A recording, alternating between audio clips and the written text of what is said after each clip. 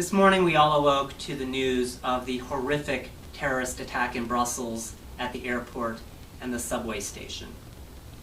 And as I sat down to read morning prayer, the readings really spoke to me and helped me reflect on this experience. In our first reading from the Lamentations of Jeremiah, the prophet says, "Hear how I groan, there is none to comfort me. All of my enemies have heard of my trouble, they are glad that thou hast done it. Bring thou the day thou hast announced, and let them be as I am. Let all their evil doing come before thee, and deal with them as thou hast dealt with me, because of all my transgressions. For my groans are many, and my heart is faint." And I know around the world there are many people who are groaning and whose hearts are faint, and are looking for God to execute justice and to bring to account all those who are the perpetrators of violence. But I think this is also a reminder to us that we are supposed to pursue justice. We are supposed to be the agent of God's justice and peace and life in the world. And then in the second reading from the second letter of Paul to the Corinthians, Paul speaks to the experience of another people persecuted, this time for their faith.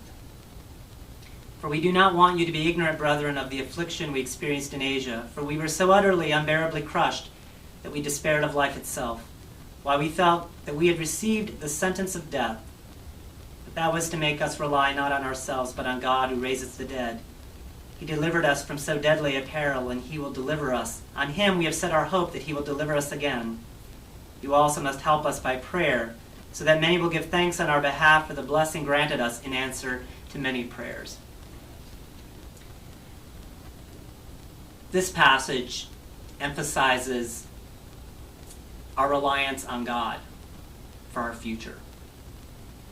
Instead of being tempted along the path of retribution or violence, we are meant to emulate the justice, the peace, and the love of God in moments of adversity.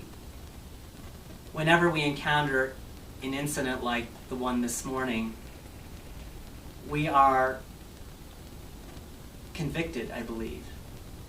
We are reminded that Jesus was sent by God to save us from ourselves, from the very worst impulses of human nature, and to show us a better path through his life, his ministry, his passion, and his death on the cross. And even though it's easy in moments like this to get stuck in a place of grief and despair, the resurrection of Jesus is meant to signify to us that there is something on the other side of this death, that God raises the dead. And the way we do that is by emulating the life of Jesus, to be agents for his peace in the world by using our hands and our feet.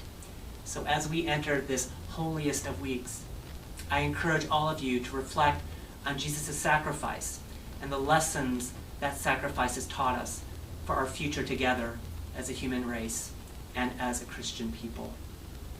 I wish you all a most blessed Holy Week.